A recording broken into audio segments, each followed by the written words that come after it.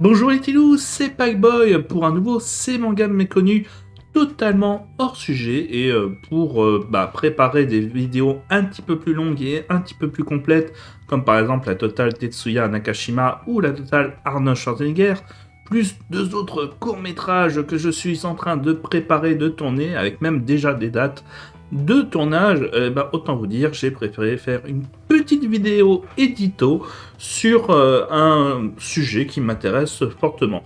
Mais pour vous dire à quel point je suis relâche et que je serai relâche tout le long de la vidéo, je ne porte pas de pantalon pour celle-ci. Mais donc, le sujet est très simple. Pourquoi le film JoJo's Bizarre Adventure Phantom Blood n'est jamais sorti en DVD? Bah oui, pourquoi? Quoi, comment ça, tu n'es pas au courant pour ce film? Un petit rappel de l'affaire. 2006, une époque où on espérait une série animée sur JoJo restait du fantasme. Une époque où les OAV que j'avais vus et revus ne me suffisaient plus pour compenser ma JoJo's attitude. Oui, je sais, depuis que je suis un fan de JoJo, j'ai des tocs.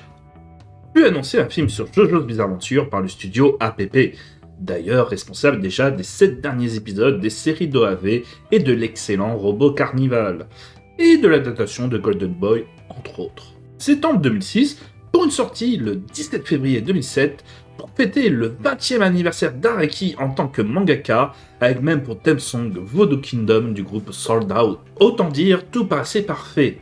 Une courte attente, une équipe rodée déjà avec l'univers d'Araki, et même tout ce qu'il faut pour faire la promo du film. Tout se passe bien dans le meilleur du monde, 2 trailers verront le jour, et la sortie se fera sans aucun souci. Aucun souci? Le film va multiplier les critiques négatives à son encontre, et à travers sa trahison totale de l'œuvre. Et pour cela, il va falloir revenir à sa production pour tout comprendre. À l'époque, pour illustrer une sorte de préquel aux OAV déjà faites, l'idée de Junichi Hayama était celle d'adapter Phantom Blood, la première partie, introduisant Dio, l'ennemi de la troisième partie, et qui fut celle adaptée en OAV. Il confia alors au scénariste Michiro Yamada la responsabilité d'adapter les 5 tomes en un seul film de 1h40. Pour vous donner une idée, une saison de 24 épisodes permet de retranscrire 7 tomes d'un manga.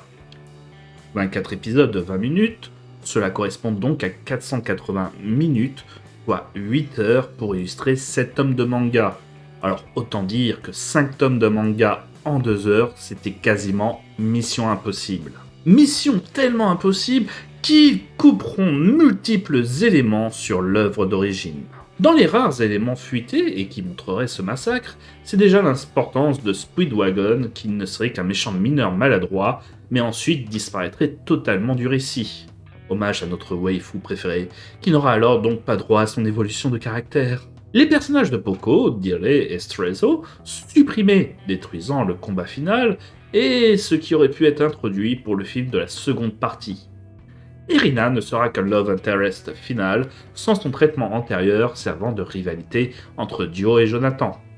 Et plusieurs scènes clés sur la manipulation de Dio pour avoir la fortune des Joestar, comme le traitement qu'il donnera au père de Jonathan, ou bien encore ses brimades, là encore détruisant donc toute la profondeur de la relation des personnages et rendant un peu caduque son final. Tous ces éléments gâchant le film, mais c'est aussi surtout la qualité de production et d'animation qui est faible, qui sera donc l'élément important du désaveu d'Araki, qui sera total pour ce film.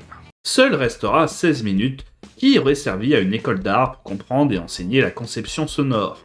Ces 16 minutes ayant apparu sans son, sans dialogue, et donnant juste une idée de l'animation très limitée, voire même plus statique que la vieille série d'OAV des années 90. Et ce malgré que le studio, comme Araki, décidera suite au retour catastrophique de tout stopper, même l'exploitation cinéma qui sera au final de courte durée et ayant donc limité la vision de ce film à très peu de spectateurs. Ce qui donne encore plus d'importance donc à ces 16 minutes qui sont les seules qui se promènent à travers le monde et savoir comment cette école aux États-Unis a pu avoir ces 16 minutes. Le manque de respect de l'œuvre originale et le résultat catastrophique donnera une fin à ce film qui sera perdu à tout jamais. Et ce, malgré une pétition qui demandera à diffuser le film au public. Mais autant vous dire, avec 230 signatures sur plus ou moins 2 ans, cela n'aidera pas à changer les avis des producteurs du film.